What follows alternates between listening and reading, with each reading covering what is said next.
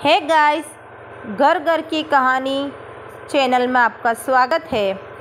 आज आपके लिए मैं टॉपिक लेकर आई हूँ गणेश चतुर्थी की कहानी।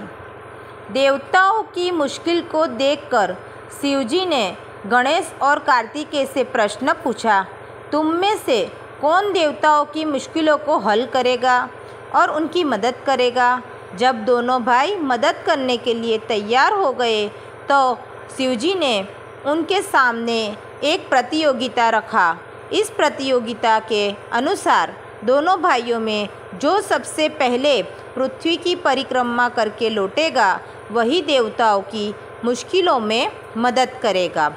गणपति बप्पा, इस कहानी से हमें पता चलता है कि हम गणेश चतुर्थी का त्यौहार क्यों मनाते हैं। इस दिन गणेश जी की पूजा के पीछे का इतिहास हमें इस कथा से पता चलता है। एक बार की बात है, सभी देवता बहुत ही मुश्किल में थे। सभी देवगण शिवजी के शरण में अपनी मुश्किलों के हल के लिए पहुँचे। उस समय भगवान शिवजी के साथ गणेश और कार्तिकेय भी वहीं बैठे थे।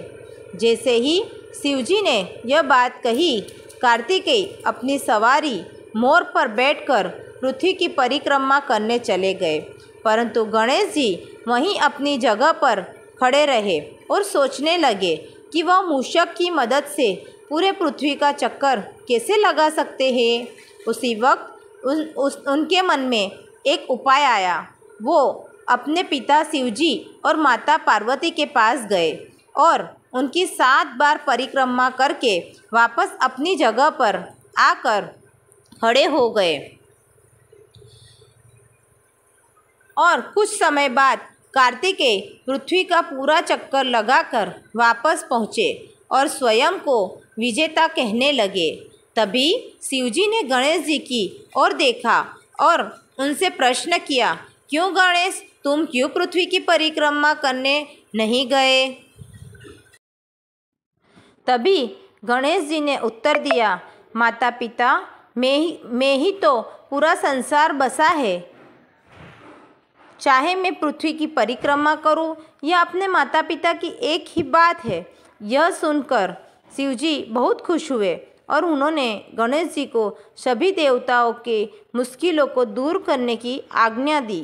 साथ ही शिवजी ने गणेश जी को यह भी आशीर्वाद दिया कि कृष्ण पक्ष के चतुर्थी में जो भी व्यक्ति तुम्हारी पूजा और व्रत करेगा उसके सभी दुख दूर होंगे और भौतिक सुखों की प्राप्ति होगी। बस इसी वजह से गणेश चतुर्थी मनाया जाता है। आप लोग को मेरी ऐसी कहानी पसंद आती है तो मेरे चैनल को सब्सक्राइब कीजिए और वीडियो को लाइक कीजिए। धन्यवाद।